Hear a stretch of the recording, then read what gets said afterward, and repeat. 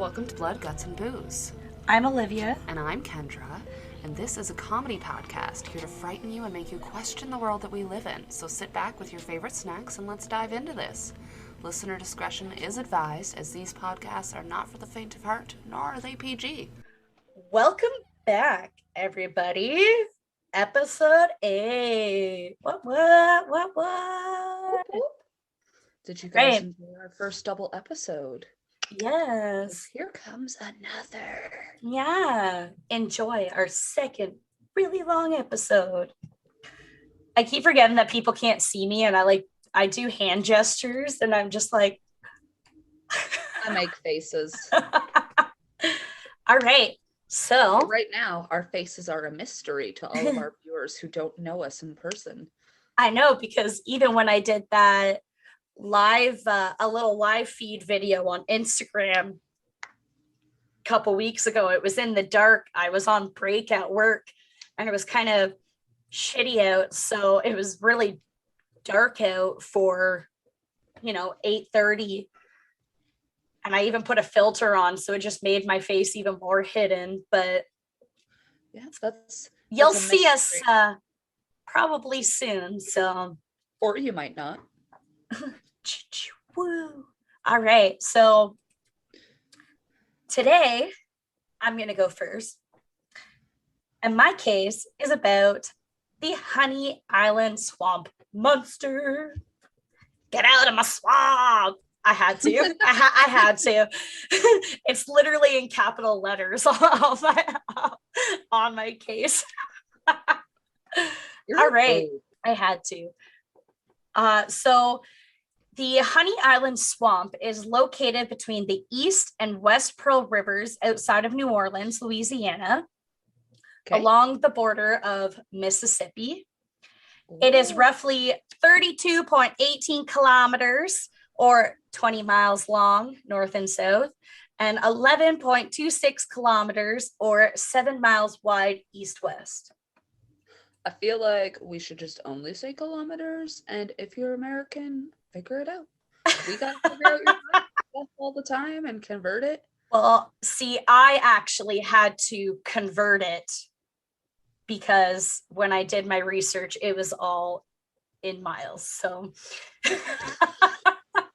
friggin' Americans. I converted it for our Canadian fan base and the rest of the world. So folklore has it that local communities came to a mutual agreement on whether the river belonged to Louisiana or Mississippi. Both. They fucking yeeted a barrel straight into the river, having it choose its life fucking destination by taking the east or west route. It chose the east and now belongs to Louisiana. Dude, all decisions in life should now be made that way. Well, 10 points for fucking Gryffindor for getting that, right? I have the Gryffindor sword, like, within a foot of me. Do you actually? Why have I never known this? Well, our close personal friend. I can't reach it, but yeah. Our close personal friend, we'll call her, I don't even know how, Layla. She is a huge Harry Potter fan, and she would probably shit herself if she knew you had that. And she shit herself when I found a Sorcerer's Stone book. So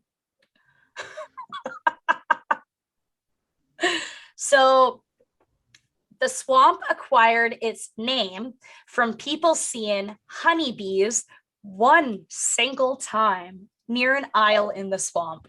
That's a great reason to name something. Well, especially because they are now no longer in that area at all. Jesus Christ. Yeah, so it is home to a wide range of animals, including multiple types of birds, owls, herons, woodpeckers, bald eagles, along with boars, black bears, alligators, raccoons, turtles, snakes, and many, many more. But no honeybees. This place is already lies, and I hate it. By the way, I know nothing about this case this time, so. Ooh. I like when we do ones where neither of us actually know about it, or when the other one doesn't know about it. So most of the swamp hasn't even been touched yet by humans, and around 70,000 acres of the land is protected by the Pearl River Wildlife Management Area. So it is government protected. A little suspicious. Area 51.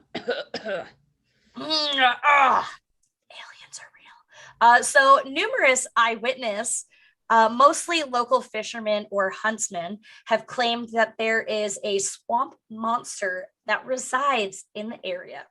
Okay.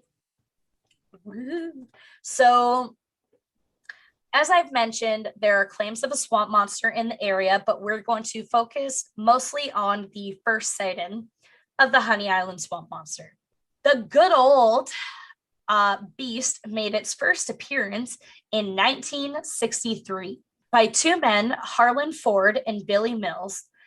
Both are retired air marshals who were out flying one day above the swamp, and as they looked down towards the ground for the scenic view, they saw a mysterious creature staring back at them. Fake news. Yep. When they went down there to investigate, there was no beast in sight, but they did find numerous dead boars within the area with slashed throats. Oh. Yeah. If it's not a swamp monster, it's clearly a human being slowly on the verge of becoming a serial killer. So Harlan Ford and Billy Mills like to make some DIY films of the beast after they discovered it. They had shows, they were featured on shows like the Bayou Beast, River Ghost, and also featured original footage, but they didn't make their sightings public until 1974. Okay.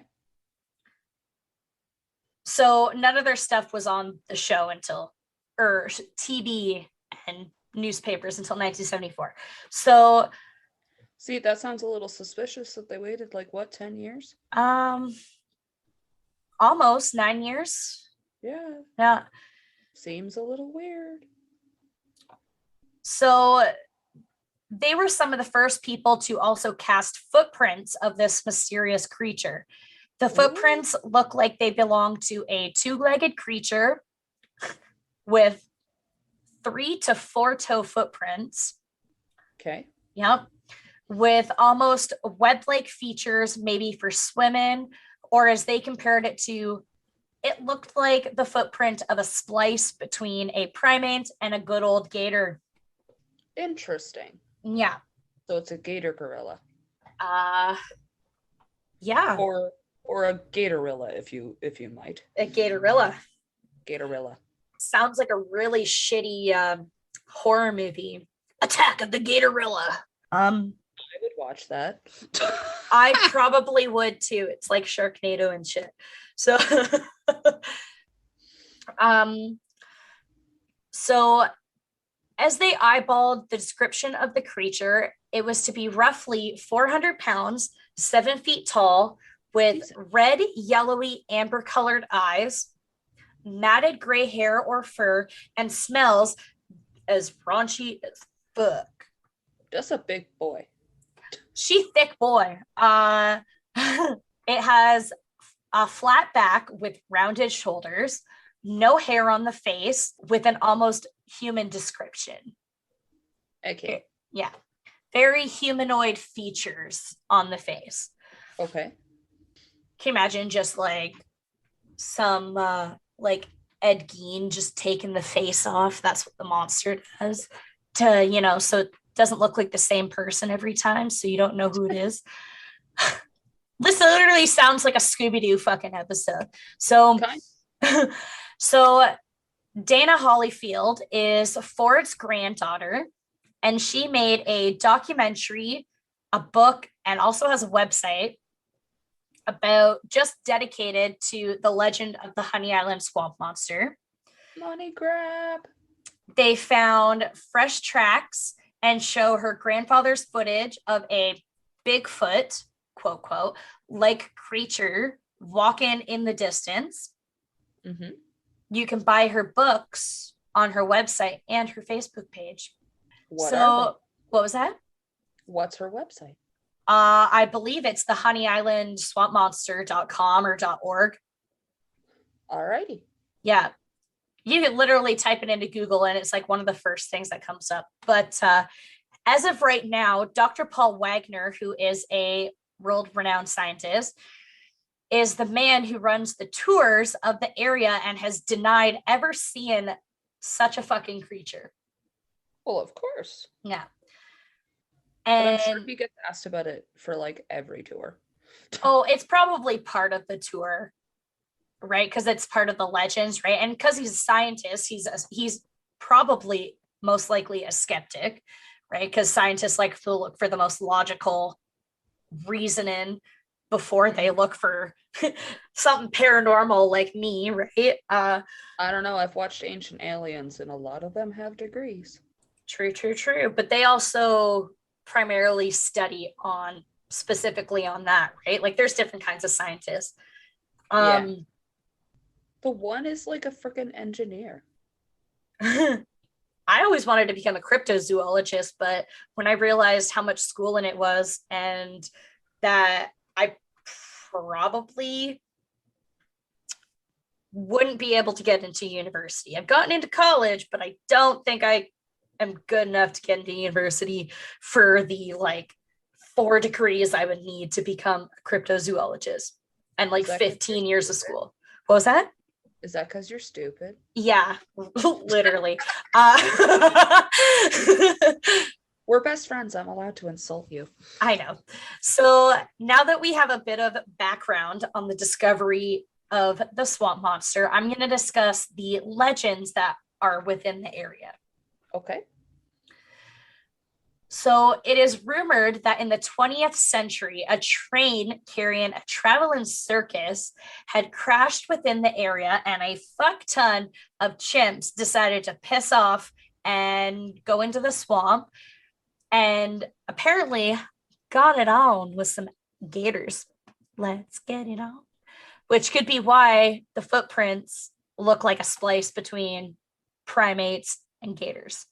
That seems like a very odd thing to have sex with each other. Yeah, but I mean, you gotta do what you gotta do. I feel like the gator would just eat them, but you never know. Maybe they adapt and overcome their fears, and they were more vicious than the gators, and the gators were scared. I don't know. I mean, I'm surprised this isn't Florida. And it's not just a person. We're technically primates. Yeah.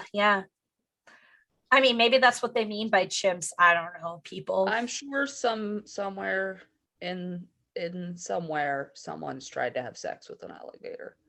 I am sure of it.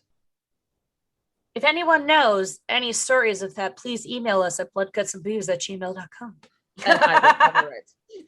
Because that's a crime. That's a crime. We'll put it in our listener stories episodes we're going to be starting. So another theory is that people think the swamp monster is a group of humans that had never evolved out in the wild. Okay. Which could be possible, which could it be possible if did Bigfoot wander into the area? Oh, look, to adapt, evolve, or overcome in order to survive living within the swamp. Just like those chimps. Okay, so hold on. I Googled it, and I've literally found already, just with a quick Google search, 3 different Florida men that have had to tried to have sex with alligators. The first one was arrested. The second one died trying to do it in an enclosure. And the third one was arrested for tranquilizing and raping an alligator. What the fuck? People are fucked. I'm telling you. Wow. All right. After that fucked up news, for hundreds of years, the Native Americans in the area have been calling a creature similar to Bigfoot or the swamp monster descriptions made, known as the Letik. Letik. I actually Googled how to pronounce that one. Hooray! Improvement from last week with the which is funny because I've actually had this case wrote up for like 2 months. So whatever. I just wrote like all of my cases like right before I did them because I almost did this one a few weeks ago, but then I did something else because I got distracted. So I figured I would do it this week. Alrighty. So this Latique is described as a man-eating humanoid that resides in both water and land, also known as the Thing or the Louisiana Wookiee. I can't fucking do it.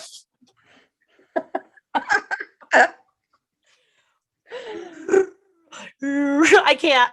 I just sound like I'm dying. I will not even try that. I watched a YouTube video once where he taught you how to do it, and I've done it once and I can't do it again. Of course you did.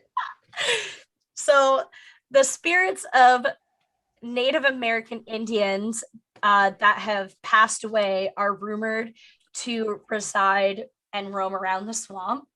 Sometimes you can hear their cries or whispers all around you. No, I tried. Along with green flickering lights that lure you into the area to never be seen again. Ooh. Yeah, a little mystery there. But the legend has it that unbaptized children who have died are cursed to haunt the swamp while raising a little bit of hell. Another legend is that a child was dragged into the swamp by alligators and raised by them into the beast that we know today. So like some Jungle Book shit, but Mowgli. Yeah. So it is described to have sharp, deadly teeth with green hide. The description that the Native Americans have made is a little bit different than the ones made today. Okay. It is known to flip boats and drag victims into water.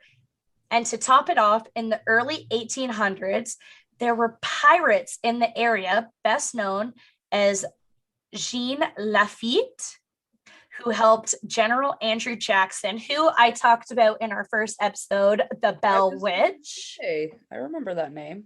Yeah. And Pierre Rameau, who helped the British fight against General Andrew Jackson. So this Andrew Jackson man, he's been involved with the Bell Witch and the Swamp Monster? Oh, suspicious. Yeah. Weird. Dude, this dude's just like got it's like, all in the South, right? Bad. So it's all down in the South. So it was probably during the Civil War. I think Civil War, yeah. But and if he was the general, it would make sense if he's going from state to state. Mm. But this dude's got some bad luck. Yeah, I say so. But it's rumored that there is pirate treasure buried within the swamp, which I think is extremely likely with the amount of illegal pirate activity that was actually going on within the area at the time. I feel like there's a lot of pirate treasure in the world that nobody's found. Oh, yeah. Like that whole Oak Island thing. I was just about to say Oak Island. Nick loves that show. Nick loves that show. It makes him so angry, but so excited. It's funny. So one more creepy fact to add to the mystery of the swamp is a claim made from a local man named Ted Williams. He said he had seen the creature multiple times and has insisted there is more than one residing in the area, that they got a whole little fucking fan jam going on. Oh. Yeah. So Williams said he was so close to the creatures at one point, he could have shot them, but due to them not being a threat, he let them be. That's so nice of him. Hey, so nice. Save the animals, right? So nice. Yeah, you'd think he was Canadian. He went into nice of you, eh? Yeah, so nice of you, eh? I'll let you live, bud. So yeah, he's not a hoser. Yeah, not hoser. Oh, sorry. He went into the swamp one day and has never been seen again. So, did he get eaten by the swamp monsters? Did he become one himself? Was it possible he got caught in a nasty storm and had drowned? Did he get lured in by those green flickering lights and whispers? And do you think he is now one of the ghosts haunting the swamp? Oh, I don't know. I mean, could be any of those things, but like logically, if you were a big skeptic of this kind of stuff, you would say, well, dude probably just like got eaten by a regular old gator or like a boar, because those things are nasty, or a I bear. watched a video where a black bear took a goddamn fucking boar down, and oh my god, it fucked it right up. I was Mm, fairly impressed. yeah, like living in the woods with certain animals like that, I feel like it don't matter if you are like Superman, you're gonna get fucked up. Oh yeah, There's just some animals everyone I has a kryptonite, right? yeah, there's some animals I just would not fuck with. So, a few little fun facts. Ooh, fun facts. My Many favorite. researchers and locals believe the swamp monster is related to Bigfoot from the descriptions that have been made by those numerous eyewitnesses, but they cannot confirm due to the footprints being different. So they could be like distant cousins. Well, that's why when I had said earlier, I was like, did a Bigfoot wander into the area and adapt to the area? Because, evolution has clearly showed that people adapt to their, surroundings, and animals adapt to their surroundings, right? Yep. So, like, I could see that being a possibility. Yeah. Uh, Unless you're the Leviathan, then you just don't change over like 3 million years and you're just like, nope, this is my life. yeah. So a lot of people in the area think the whole thing is hoax. They think it's just people wearing giant suits with fucking lanterns in the eyes to make them glow and special shoes to create footprints. Like a lot of the Bigfoot claims, like they sound Yeah. very similar. Yeah. They also claim it's a hoax to prevent people from adventuring deep into the swamp. So people aren't endangering their lives, because a lot of people have died out there from, flooding, animals, just nature itself. Like I said earlier, a storm. Ooh, hear me out. Hear me out. Theory. You said earlier it was government owned, right? Government 70,000 acres is government protected. So maybe the government made it up so that you don't go onto government land because they got something hidden. They're searching for the pirate treasure. There's something special out there. Yeah, so they're like, we're gonna pretend that there's a giant beastie thing. Stay the fuck out. So lots of pop culture has been inspired by the swamp monster. Like I said before, good old swamp monster and Scooby-Doo. Mm-hmm. Wes Craven's A Swamp Thing. Mm. Honey Swamp, who is a Monster High character. Okay. Creature from the Black Lagoon, and many more. The Honey Island Swamp Monster has had many shows adventure out to go in search of it, like Finding Bigfoot. Yeah, love that show. Bigfoot from the Bayou, Swamp Monsters, and in the 1970s, a show had filmmaker Alan Landsberg and Leonard Nimoy himself discuss the legends and theories of the swamp monster on an episode of In the Search of. Oh, and see, last night I was watching Ancient Aliens, where William Shatner was interviewing all of the ancient alien guys. A good old Canuck. So, but yeah, the bitches love their fucking swamp monsters. Clearly, it's a big inspiration for a lot of shows, and like, you know what I mean? So, apparently. Yeah. So some theories that I have are, I myself don't think Harlan and Billy were the first to witness the creature. Maybe more so in the recent years, but the Native Americans totally were the first ones to see and make claims of some sort of beast. I feel like we gotta all pay way more attention to like the legends of Native Americans, because they knew what the fuck they were talking about. Oh yeah. So I think also that the swamp monster is a descendant of Bigfoot and did adapt to its environment. With the webbed feet, I can see it. I literally wrote down evolution, baby, adapt and overcome to survive. Where there's me, who's just a complete skeptic on everything you just said. But that's why we work, because I mean, some things that I talk about, I'm sure you're like, what? Yeah. And 1,000%, I believe there's fucking pirate treasure and if I had the right tech and there was not a pandemic going on right now, I'd probably be down there on a trip with Nick, not only just hanging out in New Orleans because one of my dream vacations, fucking love gumbo, but I would totally be searching for something out there. Like I would go on one of the boat tours and I'd have like my metal detector just hanging over the fucking water. Like, hold up, bud. Let me just quick do a deep dive right now. I wouldn't dive in those waters, not with the gators. I could see you doing it. Just don't have sex with any alligators, okay? What? Why not? No, I'm just joking. So I just ruined your vacation. Damn it.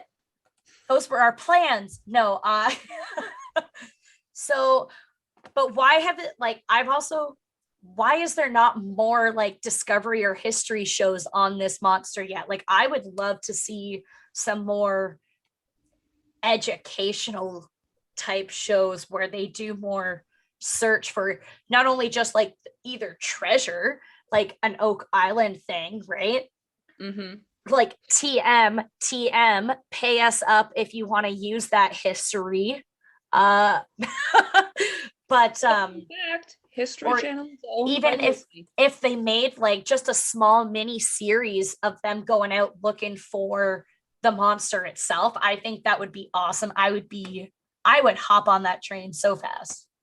Did you hear me though? No, I did not. Sorry. Fun fact: Disney owns the History Channel. Oh, well, TM Disney, T fucking M. Sorry. Tim Hortons ice cap. Yeah, us Canadians gotta have us Timmies. But yeah, that's my case. All right, so then I will now start mine, ladies and gentlemen. Woo! All right, guys. So for this double, you're actually getting a triple. Woo woo! Last week, I talked about the horrific Candace Diaz, and today I'm talking about two more monster mommies. Because why not? Is it because you're a mommy? Maybe. But no, that's not a joke.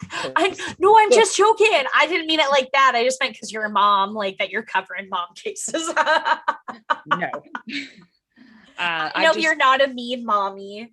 I've just wanted to do these two for a while now, but both faked so I'm doing it about two more monster mommies who faked carjackings to hide the murder of their kids. Today we are talking about Susan Smith and Diane Downs.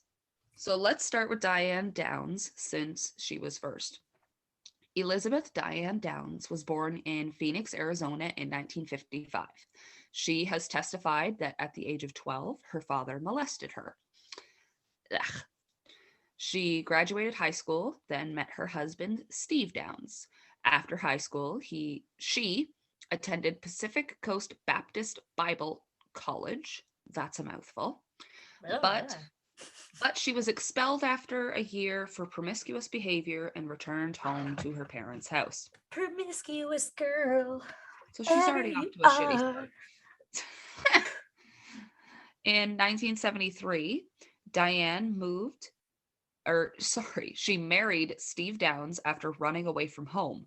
They had 3 children together: Christy Ann, Cheryl Lynn, and Stephen Daniel, who they often refer to as Danny.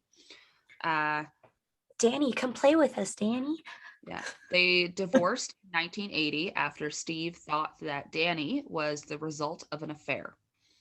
So again, you know, and she was also a surrogate for another family in 1982. Fun fact. Oh, that's nice. Yes. So then on May 19th in 1983, Diane and her 3 children arrived at Mackenzie Willamette Hospital, all suffering gunshot wounds. Cheryl, age 7, was dead upon arrival. Danny, age 3, was paralyzed from the waist down. And Christy, age 8, had suffered a debilitating stroke or disabling stroke. And Diane had a gunshot wound on her left arm. She claimed that she was carjacked by a strange man who had shot her and her children, but it didn't take police long to figure out that it was all a lie. She seemed far too calm for a person who had just had that happen to her. And upon further investigation, they found no gunshot residue or blood on the driver's door of the vehicle. Suspicious. Yeah. She claimed to be sitting in the driver's seat, and the man walked up to the vehicle, and there was no proof of someone shooting from outside the vehicle at Diane. Now, with even more digging, they found out that she was having an affair with a man named Robert Knickerbocker. I thought you were about to say a naked man. No, with a man named Robert Knickerbocker. Knickerbocker. I thought his last name was weird too. She had called him when her children were in the hospital, which they also found really weird because she was more focused on a phone call with this man than her children. Robert also reported that Diane had been stalking him and threatening to kill his wife. So, Robert and her ex-husband also informed police about Diane owning a .22 caliber handgun that she chose not to disclose to the police herself. So naturally, they went to her home to investigate.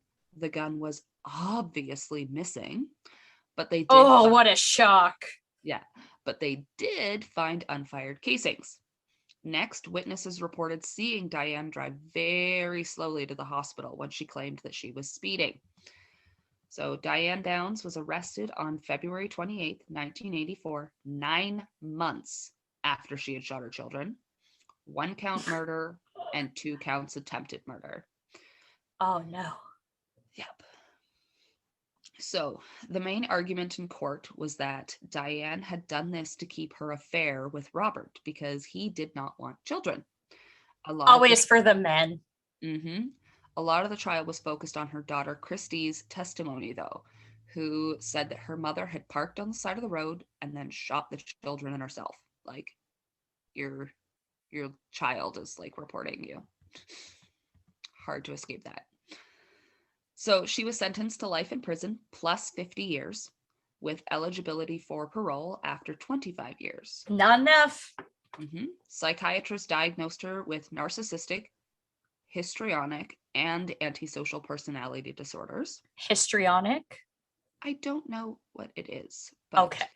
I typed the word. Her surviving children, including the one that she gave birth to after trial, were all adopted out.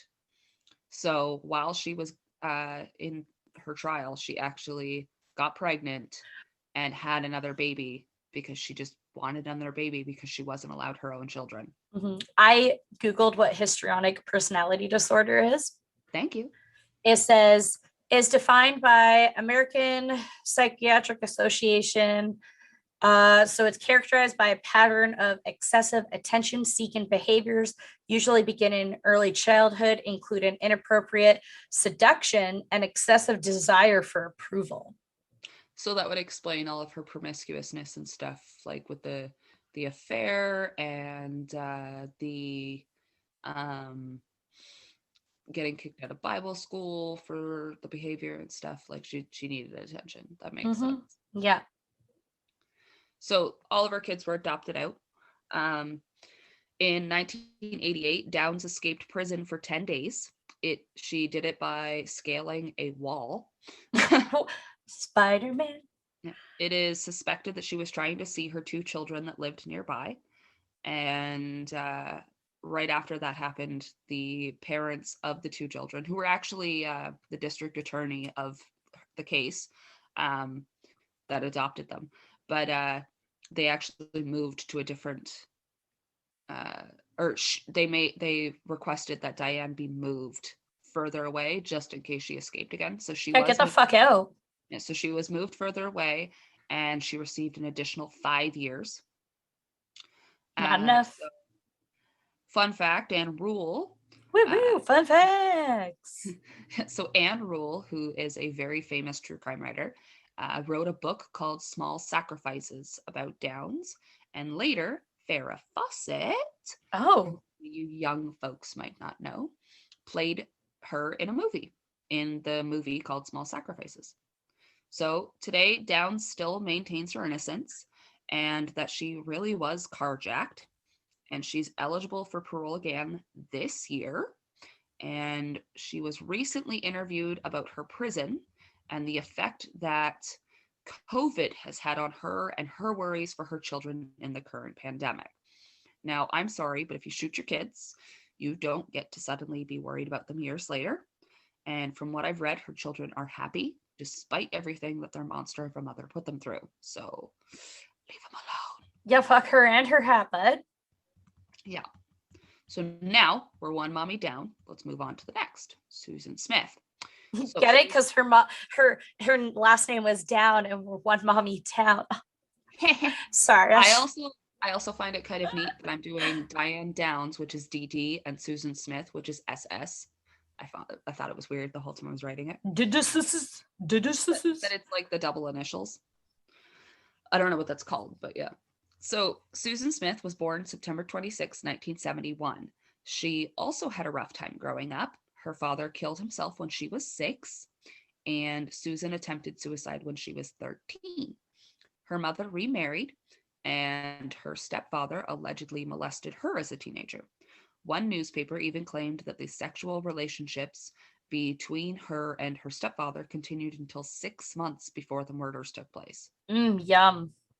Yeah, she was 23 when this all happened. Oh, yeah. But still. So after graduating high school, she again attempted suicide after an affair with a married man ended. In 1991, she married David Smith. They had 2 sons, Michael and Alexander. They separated several times throughout their relationship due to mutual allegations of cheating. On October 25th, 1994, Susan reported to police that she had stopped at a red light with no one else around her, and her vehicle had been carjacked by a black man who drove away with her son still inside. Okay, so far, these are both women who were molested as teenagers, had troubled marriages due to cheating, and claimed that their children were taken because of a carjacking. See why they remind me of each other so much? And a man is involved. Yeah. So, well, I haven't said a man's involved with Susan yet. Oh, is that an ambulance? Yes, I am near an ambulance bay. My house is, so they go by quite often. Wee woo. Okay, so anyways, for 9 days, okay, this bitch, Susan, made dramatic pleas on national television for her children's safe return. The videos are actually quite angering to watch, since you now know that she was just lying the whole time, knowing exactly what had happened to her babies. Psycho bitch. Then, after a nationwide search for the boys, on November 3rd, Susan confessed to letting her car roll into a nearby lake, drowning 3-year-old Michael and 14-month-old Alexander inside the car while they were still strapped into their car seats. So they didn't even have a chance. So she did a tuck and roll and let them just go into the water. So same as Diane, you were right. Her motivation was reportedly because of her interest in a man who had ended their affair because he didn't want children.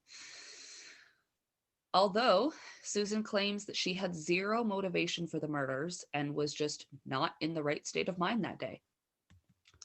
The police had actually suspected her by the second day of the 9 days because she's putting too much attention on herself out in the media. Something that's fucking suspicious. Because her story just didn't make sense. The location where she supposedly got carjacked wouldn't have a red light if there were no other cars around. It was a censored light. So she literally couldn't have stopped at a red light. So at her trial, her attorneys argued that Susan suffered from severe depression and that she had originally planned to kill herself with her boys that day. And it only took the jury 2.5 hours to convict her of murder. She was not given the death penalty. In my opinion, that was a mistake. Yeah. Yes, all of my listeners, I support the death penalty. Yeah. And she will be eligible for parole in 2024, so in 4 years. She was diagnosed with major depression, obviously, and dependent personality disorder. While in prison, 2 different prison guards were fired and charged after having sex with Susan. One of the guards called Smith a manipulator afterwards and claimed that she played him like a fiddle. Well, when you want the D, you want the D. Am I right? She has also been disciplined in prison for drugs and for self-mutilation. Oh. So Smith claims that she's haunted every single day by the deaths of her 2 boys, and one source Good, you fucking better be. One source called her a tortured soul. She even cries for them every Christmas. Girl, you fucking did it to yourself. Yeah. In 2015, she wrote a letter to The State, which is a newspaper. I am not the monster society thinks I am. I am far from it. Something went wrong that night. I was not myself. I was a good mother, and I loved my boys.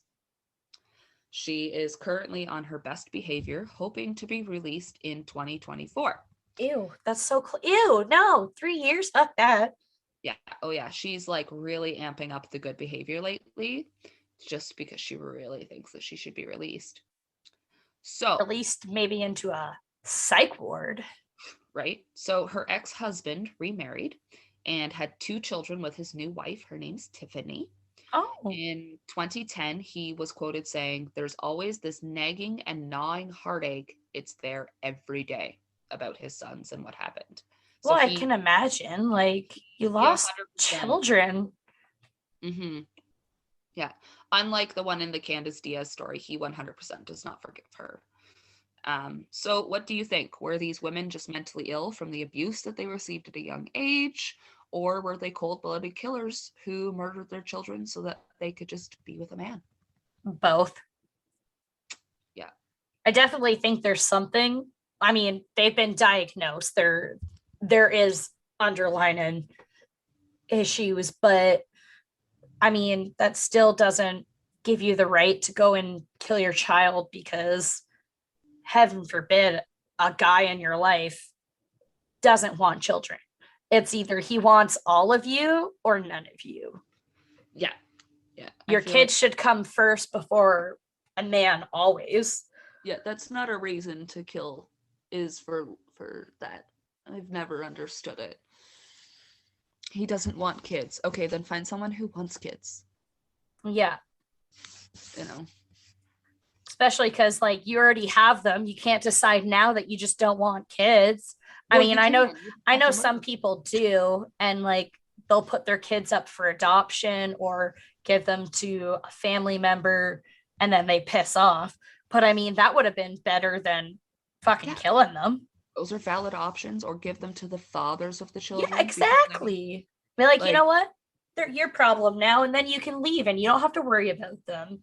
Yeah, like Susan Smith, her husband would have been totally okay with like having those boys. He remarried, had more kids. He clearly wants children. Like he oh yeah, be, you know.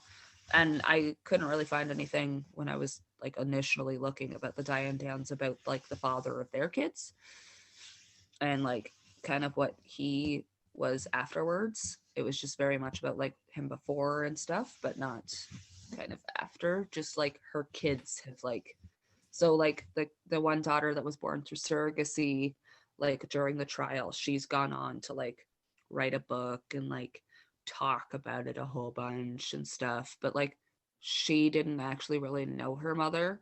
Like she wrote letters and stuff to her like in her early years, but like she never grew up with her. She wasn't there for that. So I feel like she is like the one child that shouldn't have anything to say about it. If anything, it should be, you know, Christy and Danny, because they were there. Like Danny is still paralyzed from the waist down. Like he's Oh permanently yeah. paralyzed. And Christy, you know, she's like living whatever, but still, like, I don't know. The whole thing just pissed me off. But they very much reminded me of each other. Like I can't ever think of one without the other now, because Mhm. like, especially now that I really learned more about them. Like if when I before I did this episode, I only knew that they were like both faked carjackings and murdered their kids.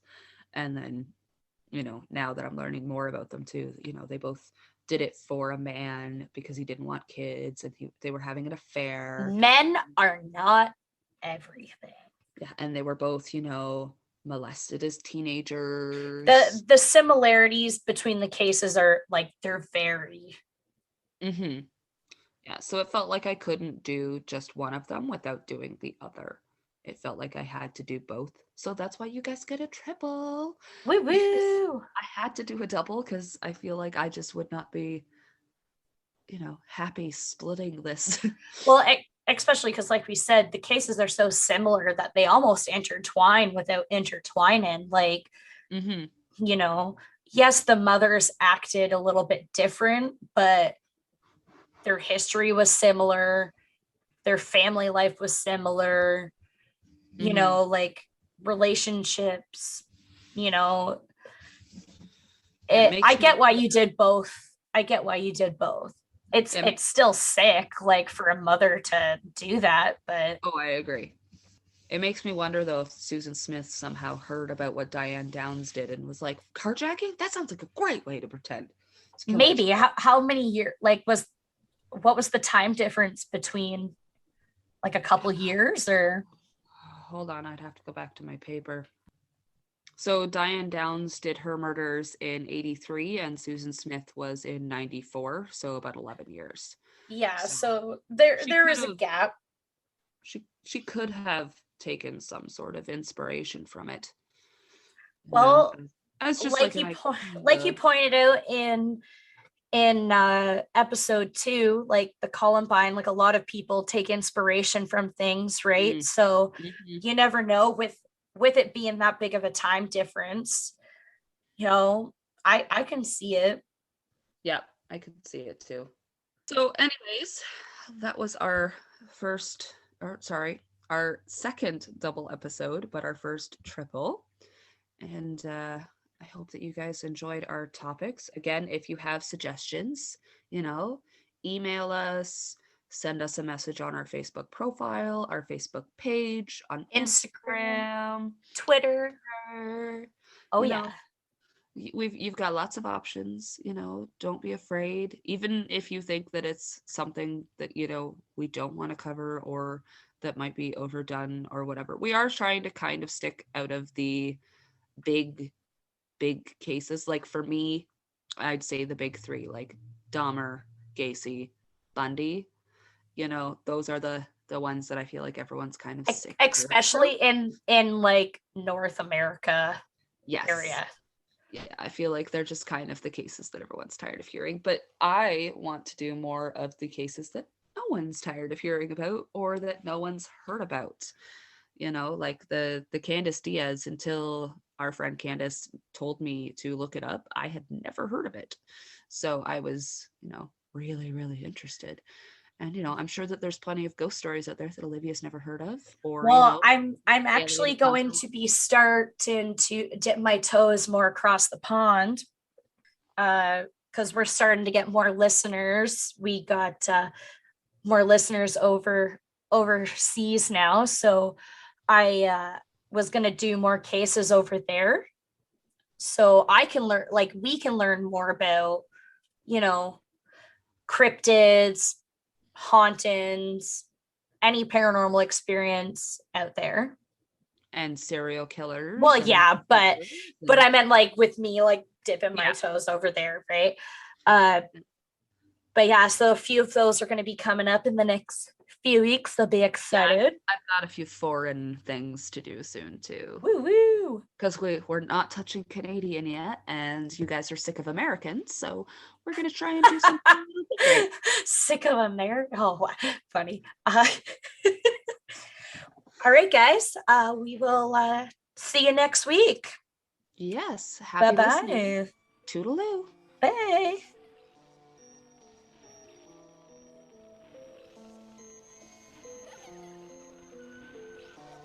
Special thanks to Dylan Sears for the theme song and Sally Gunter for the cover art.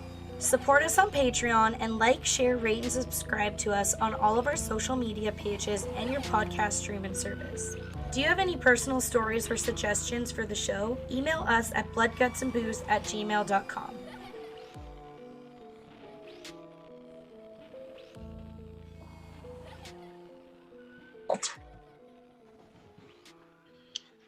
I have the option to continue while being recorded or just leave the meeting.